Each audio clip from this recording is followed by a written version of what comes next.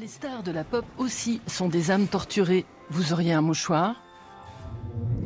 On oublie comment être heureux, et on croit que ça n'arrivera plus jamais. La dépression n'a rien de glamour. Enfin, on parle de thérapie.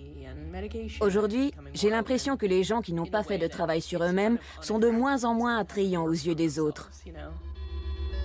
La planète pop a le vague à l'âme et étale ses affres sur tous les réseaux. Billie Eilish en fait partie et touche des millions de fans avec ses chansons mélancoliques.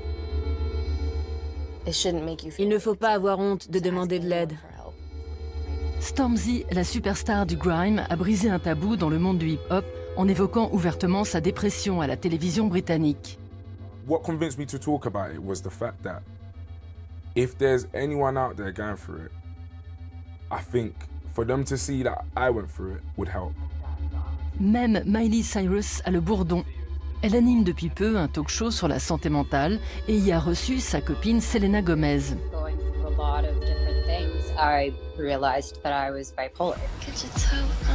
La dépression, l'anxiété et le manque de confiance en soi gagnent tous les secteurs de la culture pop. Que ce soit dans le jeu vidéo Sea of Solitude ou dans la série américaine Euphoria, célébrée pour l'empathie à l'égard des problèmes psy de ses personnages. Every time I feel good, I think it'll last forever. But it doesn't. On a contacté ces artistes pour évoquer ce qu'ils entendent par santé mentale. Un sujet qui va bien au-delà du dernier hashtag à la mode. En 2018, j'avais l'impression d'être au fond d'un trou et que je ne pourrais plus jamais en sortir. Je n'arrivais plus à contrôler mes angoisses.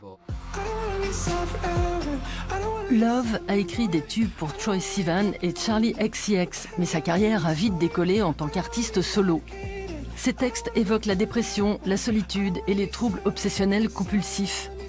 Le tout efficacement emballé pour passer en boucle à la radio. 2017 devait être son année. Il part en tournée avec Ed Sheeran et prépare son premier album, mais il est vite rattrapé par sa maladie.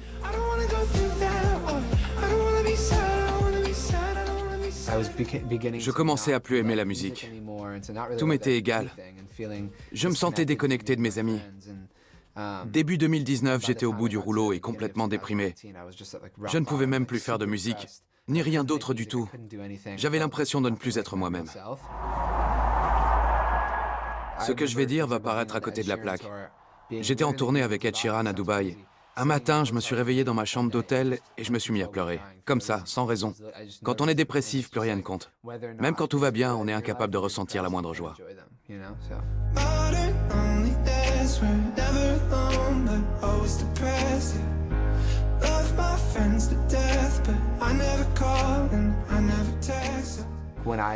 Mon psy m'a expliqué qu'il pouvait y avoir des déséquilibres chimiques dans le cerveau.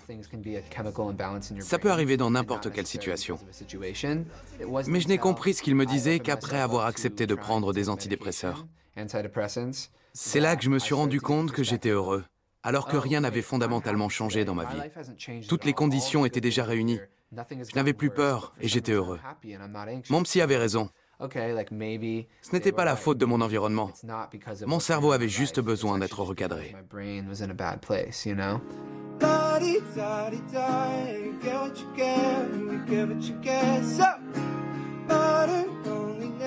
En avril 2019, Love révèle ce diagnostic sur les réseaux sociaux. Il y explique pourquoi il refusait d'admettre qu'il avait besoin d'aide et pourquoi il craignait que ses problèmes ne soient pas pris au sérieux.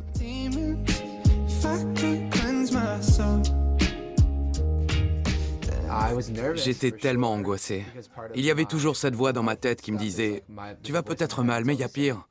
Tu ne devrais même pas en parler. » Mais c'est là tout le problème. On se sent toujours obligé de comparer nos difficultés à celles des autres. Comment tu peux être triste alors que des gens meurent de faim? C'est pas si grave. Mais en fait, si.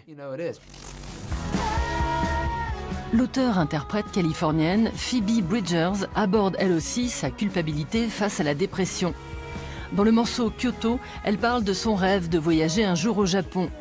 Mais quand elle s'y rend pour la première fois dans le cadre d'une tournée, elle ne ressent aucune émotion.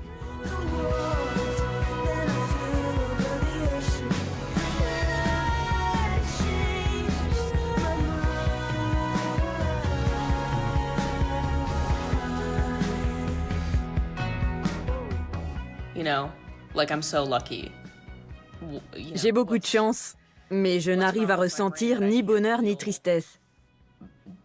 C'est un peu comme si mon cerveau était constamment entre ces deux états d'esprit. Mais ça va s'arranger, j'y travaille. Je suis actuellement une thérapie. En tout cas, j'ai voulu écrire un morceau là-dessus. Jesus Christ, I'm so blue all the time, and that's just how I feel. Always have, and I always will. La mort, la séparation et les conflits intérieurs imprègnent l'œuvre de la jeune artiste de 25 ans. Mais toujours avec cette pointe d'humour noir qui fait vibrer la corde sensible de ses auditeurs.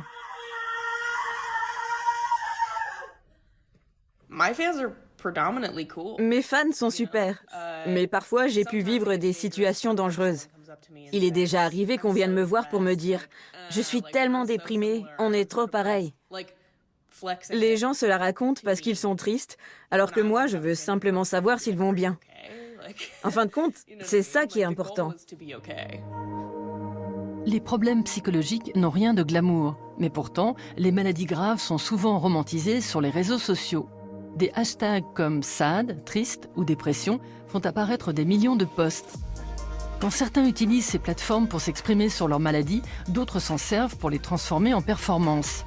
Le monde de la pop ne déroge pas à la règle.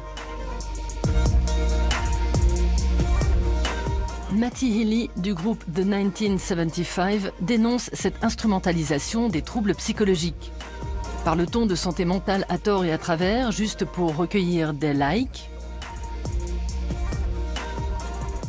Sans doute. Enfin, je sais pas.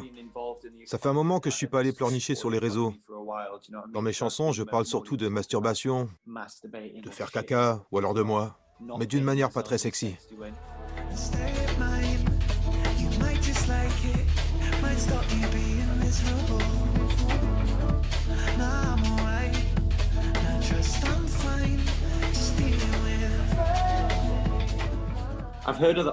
Je n'arrête pas de voir des artistes qui se croient être l'emblème de cette nouvelle virilité sentimentale. C'est vraiment n'importe quoi. Regardez comme je suis triste, je suis trop séduisant. C'est assez fréquent. Mais moi, ça m'intéresse pas. Je suis à la recherche de la vérité. Et la vérité n'est par définition pas très attrayante.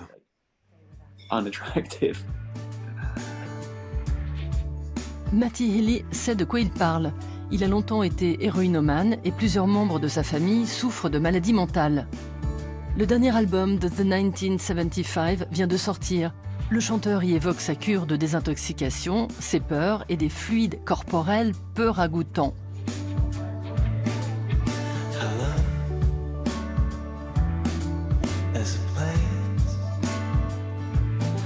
Pour Matty Healy, la santé mentale a toujours été une préoccupation des artistes pop. Tout ça est un mythe. En ce moment, on parle beaucoup de troubles psychologiques. Donc on a l'impression que c'est une thématique omniprésente. Mais des gens comme Michael Stipe, Kurt Cobain ou Thom Yorke ont écrit des chansons sur leurs problèmes et leurs souffrances pendant des années. Sans eux, je ne ferais pas ce que je fais aujourd'hui. On est tellement obnubilé par notre propre culture qu'on a l'impression que tout est nouveau, moderne et inédit. Et on le pense parce qu'on est trop égocentrique et narcissique. Il se trouve que je suis un artiste qui doit se battre avec ses problèmes psychologiques.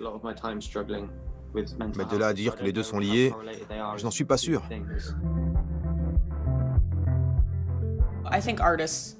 Tout le monde traverse ce genre d'expérience. Mais les musiciens ont cette possibilité de pouvoir en parler dans leurs chansons. Quand j'étais enfant, j'avais regardé un documentaire sur Johnny Cash et son enfance traumatisante. Je me disais que les artistes étaient forcément tous torturés. Et puis un jour, on parle à son comptable qui vous raconte qu'il a grandi en foyer ou qu'il a été abandonné au bord d'une route. C'est là qu'on se dit « Ah, mais ça concerne tout le monde, en fait. » Les troubles psychologiques ne touchent pas seulement le monde merveilleux des artistes. Toute la société y est confrontée. Mais lorsque la pop s'en empare, elle permet aux fans de briser le silence. Et si la musique était le premier pas vers la thérapie?